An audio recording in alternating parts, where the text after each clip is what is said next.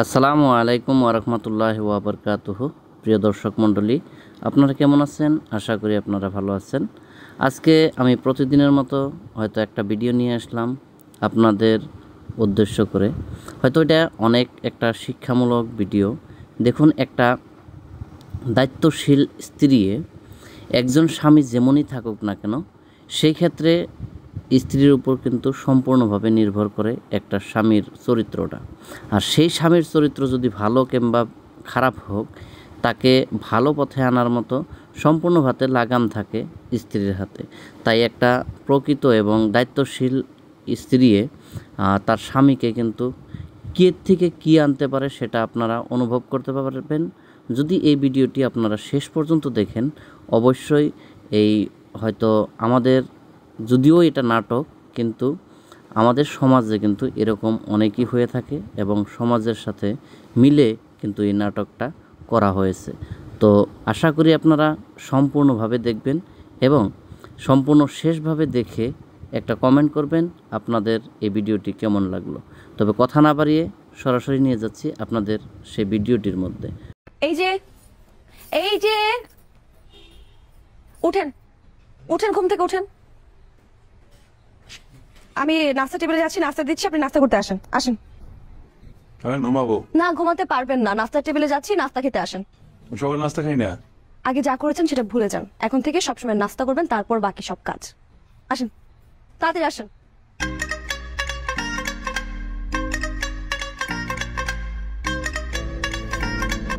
কোথায় যাচ্ছেন? বললাম হয়তো বাইরে যাচ্ছি।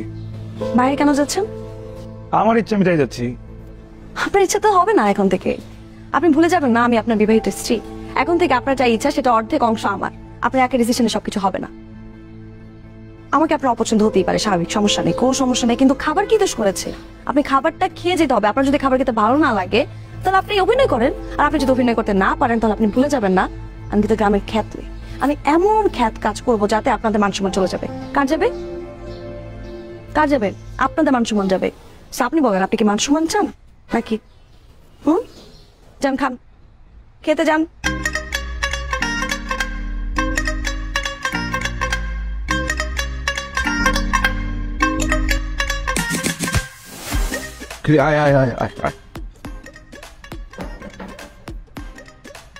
বাবা, কিছু লাগবে দিব আপনাকে?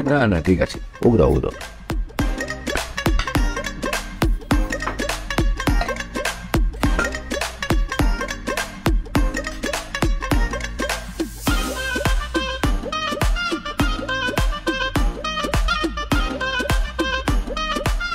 হয়ে গেল। বোমা, ওই একটু এরকমই, একটু এলোমেলো স্বভাবের, ঠিক করে নিতে হবে। না, সমস্যা নেই বাবা, আমি অ্যাডজাস্ট করে নিব। জানি। কি করলি তুই এটা ভাইয়া? আমার এমনি বিপদে ফেলাই চলে গেলি। আর আব্বাও না, মানে জোর করে আমারই বিয়ে দিচ্ছে।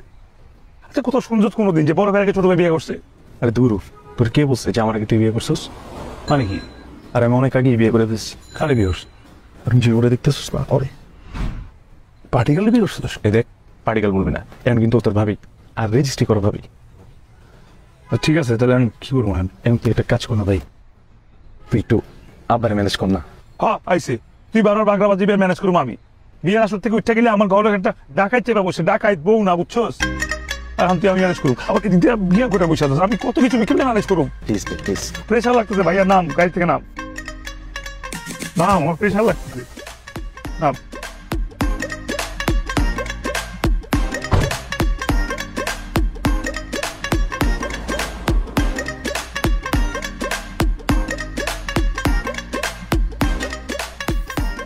শুনুন, তাড়াতাড়ি ফ্রেশ হয়ে যে ডাইনিং এ ডিনার দেওয়া হয়েছে, তাড়াতাড়ি আসুন, খাবেন। আমি বাড়িতে খেয়ে আসি। খেয়ে আসছেন মানে? আর আমি যে আপনার জন্য না খেয়ে আসি? আমি কি বলছি আপনার জন্য না খেয়ে বসে থাকেন? আপনি কি পাগল? আপনি কি ভুলে যান আপনি বাসে বিয়ে করে রাখছেন, আপনার বউ আছে, আপনার জন্য না খেয়ে আসে? আপনি যে আমাকে রেখে বাড়ি থেকে খেয়ে আসছেন, মানুষ এটা কি বলবে আপনি বুঝতেছেন? আর মানুষ শুনে মানুষ যা খুশি বলুন, নাটক আমার সামনে করবেন না। আমি কখন খাবো না খাবারটা আমি ডিসাইড করবো। আপনি খেতে মন চান, আপনি গিয়ে খান, যান। আওয়াজ নিচে।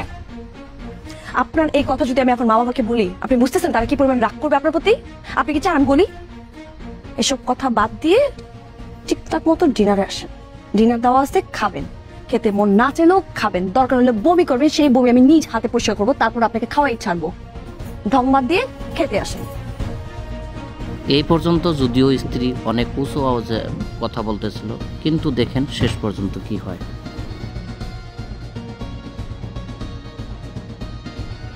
হ্যাঁ শোনো, কালকে কিন্তু 11টার সময় দেখা করবো, ঠিক আছে বেবি?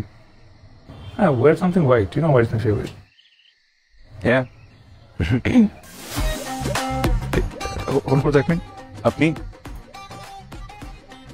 কার রুমে ঢুকলে না পারমিশনে ঢুকতে হয়। কি বলেন আপনি? ওদের পারমিশনে ঢুকতে হয়। মানে আমার রুমে আমি এখন পারমিশন নিয়ে ঢুকি? এটা আপনার রুম না, এটা আমার রুম। আপনাকে কয়দিনের জন্য থাকতে দেওয়া হয়েছে। আমি এখানে কয়েকদিনের জন্য থাকতে আসি। তাহলে চলে যান। তো যাবো না, আমি এখানেই থাকবো। নট অনলি এখানে, আমি সারা জীবন আপনার সাথেই থাকবো এবং মরার আগ পর্যন্ত এখানেই থাকবো, তার আগ পর্যন্ত আমি কোথাও যাবো না। আর আপনি কার সাথে কথা বলছেন? আপনি আপনি যেখানে ইচ্ছা যতদিন ইচ্ছে থাকে, কিন্তু আমার পার্সোনাল ম্যাটারে ইন্টারফেয়ার করবেন না। হ্যাঁ চলো। এখন দেখুন স্ত্রী কি সুন্দর জবাব দিল এবং শিক্ষা দিল। হাজব্যান্ড যখন অন্য গার্লফ্রেন্ডের সাথে আড্ডা দিতে যায়, তখন ওয়াইফও নিজেও সেখানেই পিছন ছুটে যায়। তো তারপর দেখতে থাকুন কি হয়।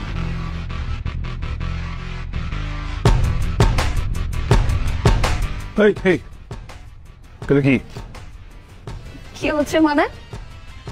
কি এটা? কি আবার? আমার ফ্রেন্ড। ফ্রেন্ডের রেস্টুরেন্টে কেন আসছো? আশ্চর্য, হাউ ফানি। মানুষ রেস্টুরেন্টে কেন আসে? অফকোর্স খেতে আসছি। বাই দ্য ওয়ে, উনি কে? আমার ফ্রেন্ড। ও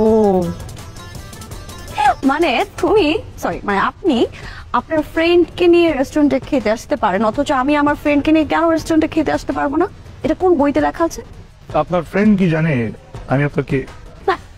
কি বলে খোকা ছেলে?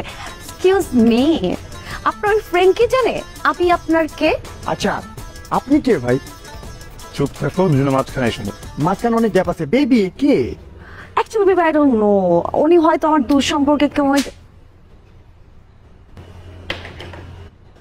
আরে চিল বয়। আরে সিরিয়াস হইতেছিস কেন? আমার অ্যাক্টিং কেমন হয়েছে সেটা বল। আরে তোর একদিন তো ভালো হয়েছে, আমার একদিন কেমন হয়েছে সেটা বলতো। তোরটা তো ফাটাই নিছিস। প্রেজেন্ট হবে তো? হ্যাঁ রেজাল্ট 100 তে 100। 100 কেন মনে হলো? কারণ দোস্ত ও তোর থাপ্পড় দিছে, তুই আমার জাস্ট টাচ করছিস, এটা দেখে ও থাপ্পড় দিছে দোস্ত। ও এক্সট্রিম লেভেলের জেলাস, ও তোরে ওন করে দোস্ত। অন করবে না, বুঝতে হবে না আমি কে? আর ইওর ওয়াইফ। হ্যাঁ হ্যাঁ তাহলে খুশি আমার ট্রিট দে, অ্যাক্টিং ভালো হয়েছে। তুই কি কইছিস? কথা বল, নিচে যাবে দিচ্ছি। Excuse me. প্রিয় দর্শক মণ্ডলী, দেখুন এখন এই স্ত্রী স্বামীর কি সম্পর্ক গড়ে উঠলো এবং অন্তর থেকে কতটুকু ভালোবাসা জাগলো, সেইটুকু অবশ্যই শেষ পর্যন্ত দেখুন। যে স্ত্রীকে এতখানি অবহেলা করার পরও তিনি তার স্বামীকে নিজের সঠিক রাস্তায় চলানোর জন্য হয়তো চেষ্টা করে যাচ্ছিল, আজকে হয়তো সেটা সফল হলো। তাই মানুষে বলে ধৈর্যর ফল নাকি অনেক মিঠা হয়। দেখুন এই ভিডিওটি দেখলে অবশ্যই সে বস্তুটি প্রমাণ হয়ে যায়। এখন থেকে তারা দাম্পত্য জীবনটা অনেক সুখী এবং শান্তিময় ভাবে কাটছিল। তারপর দেখুন ইনাদের লাইফগুলো হয়তো আগের জীবন থেকে ফিরে এসে এখন ভালো একটা জীবনে প্রবেশ করলো। তারপর হয়তো ইনাদের বিজনেস এবং সম্পূর্ণ দায়িত্ব ইনার হাজব্যান্ডের উপর এবং ওয়াইফের উপর কিভাবে চাপায় এবং কিভাবে তারা সম্পূর্ণ ম্যানেজ করে, সেগুলো দেখতে থাকুন। অবশ্যই শেষ পর্যন্ত দেখবেন ভিডিওটি।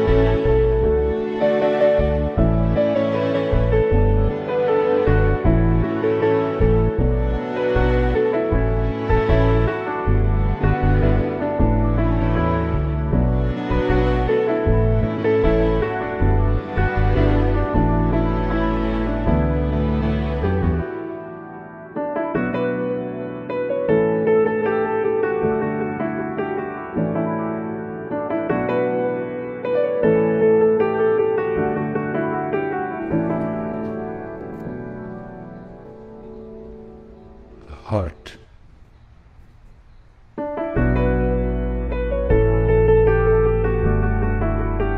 কফি।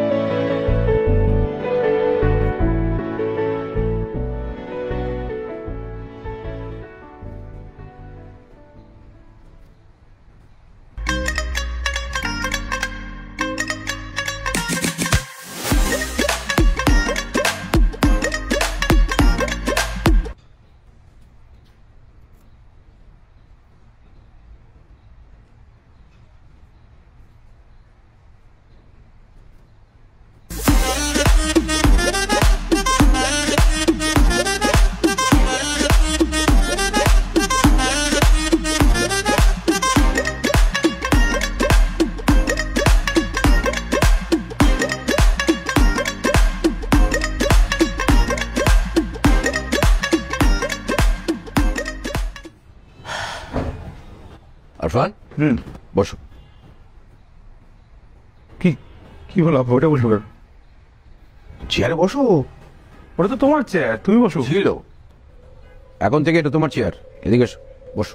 হ্যাঁ, আজ থেকে তুমি এই কোম্পানির ম্যানেজিং ডিরেক্টর। হট বোমা, ওকে বসতে পারো। বস, বস। শোনো বোমা, জি বাবু। আমি তোমাকে যতটুকু দেখেছি এই কদিনে, তাতে আমার মনে হয়েছে এই কোম্পানিটাকে খুব ভালোভাবে চালিয়ে নেওয়ার জন্য তোমার এখানে থাকা দরকার। তুমি আজ থেকে এই কোম্পানির ডিরেক্টর হিসেবে কাজ করবে এবং তুমি ওকে সারাক্ষণ এই কোম্পানির ব্যাপারে সাপোর্ট দেবে। হ্যাঁ, তুমি দেখো, তিলে তিলে এই কোম্পানিটা গড়ে তুলেছি নিজের ঘাম পানি করে। এটাকে তো আর অতি সহজে নষ্ট হতে দিতে পারি না। এসো, বাইরে এসো, আমরা অ্যানাউন্স করবো। এসো